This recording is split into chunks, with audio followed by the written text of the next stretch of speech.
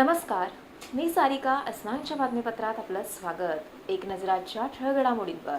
मुंबईसह ठाण्यात पावसाची दमदार हजेरी. ठिकठिकाणी रस्त्यावर साचले पाणी, तर ठाणे महानगरपालिकेच्या हॉकर्स नोंदणी अभियानास उत्तम प्रतिसाद. मुलुंडमधील प्रसिद्ध विकासक मेहुल गोसर यांचा वाढदिवस काँग्रेस गटनेते रवींद्र फाटक यांच्या उपस्थितीत साजरा.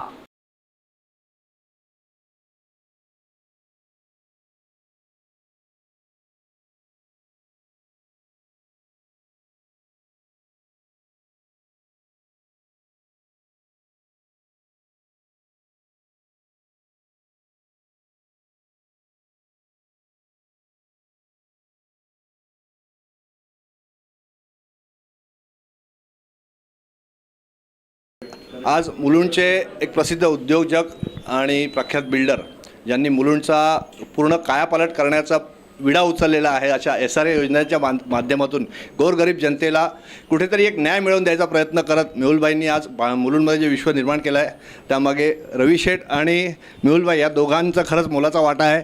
आणि ह्या मुलुंडकरांतर्फे आणि आमच्या S9 टीमतर्फे आज मेहुलबाईंना या वाढदिवसानिमित्त हार्दिक हार्दिक हार्दिक शुभेच्छा.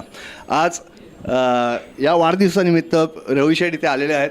खरंच म्हणजे आज आपल्या सगळ्यांसाठी एक आनंदाचा दिवस असा आहे की आज हे दोघं एकत्र आहेत आणि मेहुलबाईबद्दल रवी शेठ खरंच म्हणजे त्यांच्या भावाभावासारखं प्रेम जे आहे ते प्रेम असंच अखंड राहो आणि यापुढे मेहुलबाईंना दीर्घायुष्य लाभो ही इच्छा आहे. आणि आपण आता रवी शेठकडून मेहुलबाईंबद्दल 2 शब्द ऐकूया.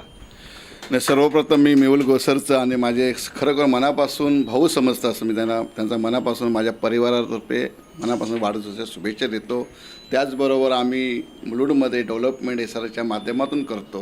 ही आपली समोरची सर्व जनता, आपण सर्व लोक आम्हाला सहकार्य करतात, तेच आमचं भाग्य आम्ही समजतो. असंच प्रेम कायमस्वरूपी मेहुल गोसर आणि आमच्या कंपनीमध्ये राहावं हीच मी या जनतेची हे करतो आणि तेच असं प्रेम करून आम्हाला सहकार्य मिळावं आणि हे सगळं करत असताना तुमचं आम्हाला सहकार्य मिळावं हीच आई जगदंबेच्या चरणी प्रार्थना करतो आणि मेहुल गोसरना मनापासून वाढदिवसाच्या शुभेच्छा देतो.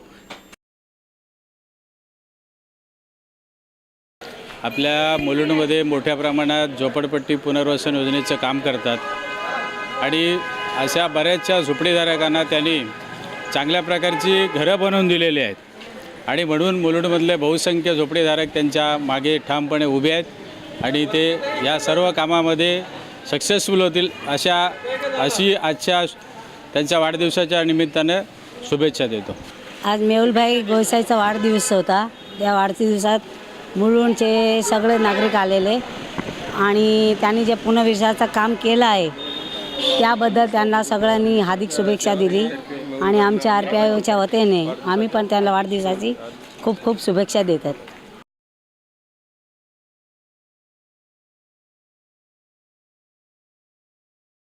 पंडित SRA सोसायटी मेहुल साहेबांनी मोठं आमचं म्हणजे 25 वर्षाला काढलेलं काम एवढं त्यांनी आमचं यशस्वी केलं.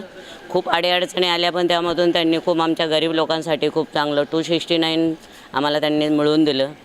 2.25 वर्षाचं होतं पण 269 आमचं पास करून त्यांनी खूप लाख मोलाचं त्यांचं आमचं सहकार्य केलं त्यांनी. त्याबद्दल त्यांना वाढदिवसाच्या खूप खूप शुभेच्छा पंडित कोऑप सोसायटीतर्फे सर्व रहिवाशातर्फे बी.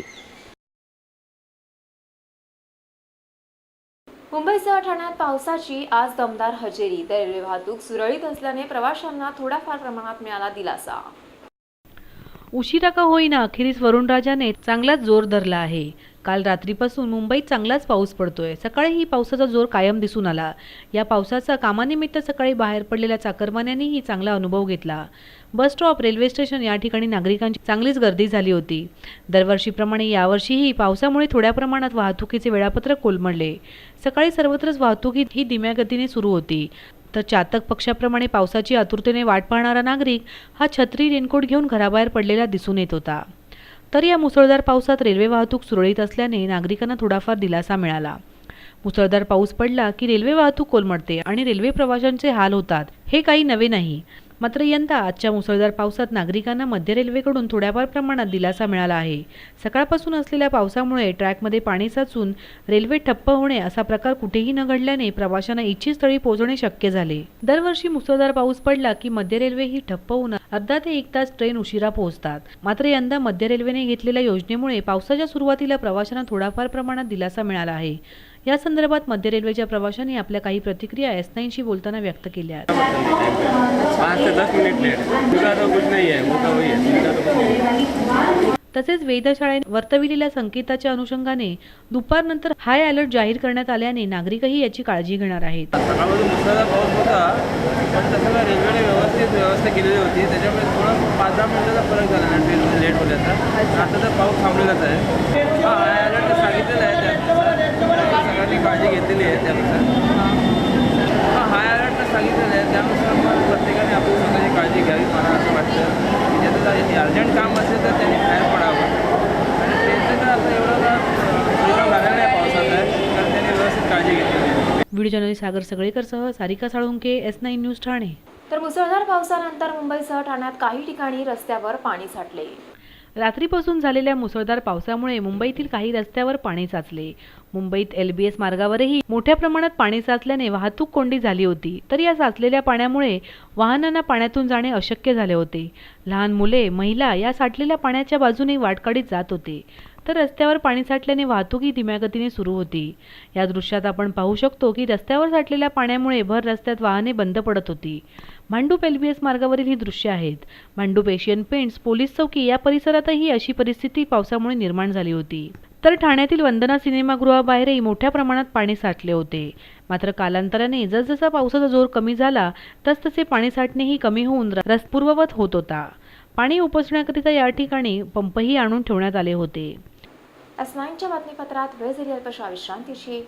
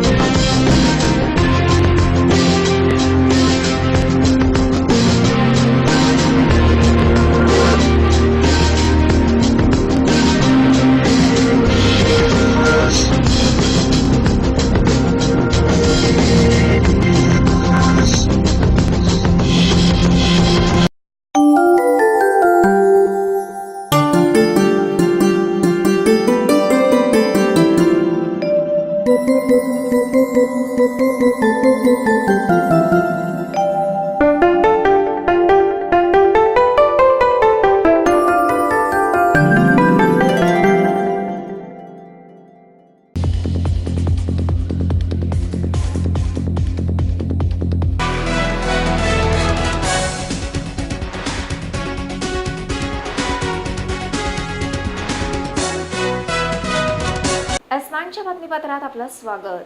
भांडूपच्या सह्याद्री नगर विद्या मंदिरातील मुले पारंपरिक वेशभूषा धारण करून दिंडीत सहभागी झाली.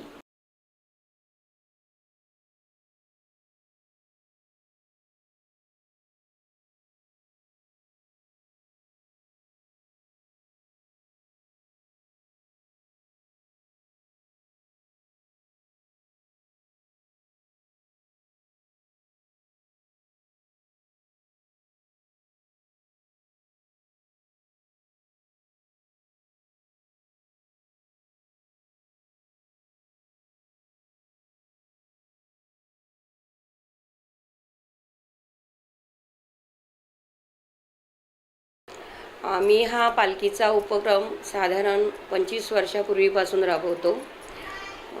समाज प्रबोधन व्हावं यासाठी हा उपक्रम राबवतो. या पालखीतून आम्ही समाज प्रबोधन म्हणजे लोकांनी वृक्षारोपण करावं, या निसर्गाचा समतोल राखावा, वृक्षारोपण करून निसर्गाचा समतोल राखावा यासाठी आम्ही या गोष्टी मुलांच्या मनावर बिंबवतो आणि समाजाला पण हे कळावं, झाडांचं, वनस्पतीचं, निसर्गाचं जे महत्त्व आहे ते लोकांना कळावं, समाजापर्यंत ते पोचावं यासाठी आम्ही ही वृक्षदिंडी दरवर्षी काढतो.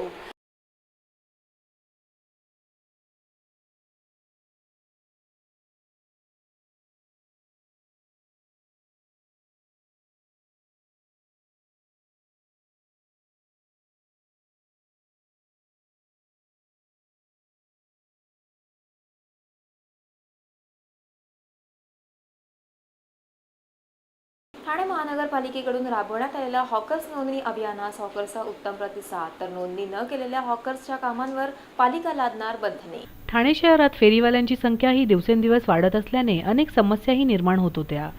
फेरीवाल्यांमुळे शहराचे होणारे विद्रुपीकरण, नागरिकांना भेडसावणाऱ्या समस्या लक्षात घेता ठाणे महानगरपालिकेने हॉकर्स नोंदणी अभियानाला सुरुवात केली. या अभियानाद्वारे 6054 हॉकर्सनी फॉर्म घेतले असून 2200 लोकांची नोंदणी होऊन त्यांना या संदर्भात आय कार्ड दिल्याची माहिती ठाणे महानगरपालिकेचे आयुक्त असीम गुप्ता यांनी दिली आहे. तसेच नोंदणी न करणाऱ्या फेरीवाल्यांना काम करू दिले जाणार नाही असेही आयुक्तांनी स्पष्टपणे म्हटले आहे. त्यामुळे ठाणे शहरात जर फेरीवाल्यांना आपला उदरनिर्वाह करावयाचा असेल तर त्यांची ठाणे महानगरपालिकेत नोंदणी होणे अत्यावश्यक आहे. व्हिडिओ जर्नलिस्ट सागर सगळेकरसह सारिका साळुंके, S9 न्यूज ठाणे. शेवटी पुन्हा एक नजर आजच्या ठळक घडामोडींवर. मुंबईसह ठाण्यात पावसाची दमदार हजेरी, ठिकठिकाणी रस्त्यावर साचले पाणी, तर ठाणे महानगरपालिकेच्या हॉकर्स नोंदणी अभियानास उत्तम प्रतिसाद. S9च्या बातमीपत्रात इथेच थांबू. तोपर्यंत नमस्कार.